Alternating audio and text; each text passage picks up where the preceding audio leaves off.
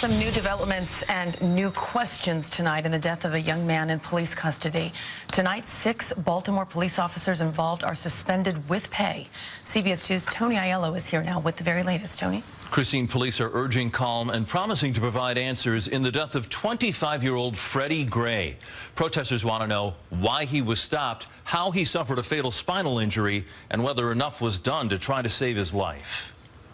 No justice! No peace! Anger is building in Baltimore after the death of a young man in circumstances police are struggling to explain. They say Freddie Gray suddenly ran from cops April 12th. They gave chase and caught him, but something happened. This video obtained by CBS station WJZ shows Freddie Gray unable to walk and screaming as he was carried, feet dragging on the ground, to a police van. He was hollering, the handcuff too tight, handcuff too tight. I got asthma. It took cops 30 minutes to take Gray to a hospital. By then, he was in a coma. He died Sunday.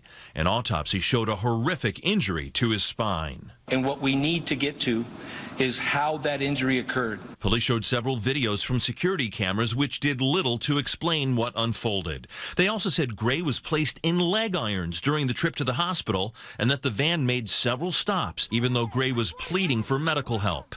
The handwritten report by the arresting officer says Gray was arrested without force or incident, but at least one witness claims police were kneeling on Gray's back and neck. None of the officers described any use of force. I know that when Mr. Gray was placed inside that van, he was able to talk, and when Mr. Gray was taken out of that van, he could not talk and he could not breathe. Baltimore's police commissioner says an investigation will wrap up by May 1st and all evidence will be turned over to the prosecutor. More protests are planned and the mayor is asking people to keep things peaceful. Maurice. Tony, thank you.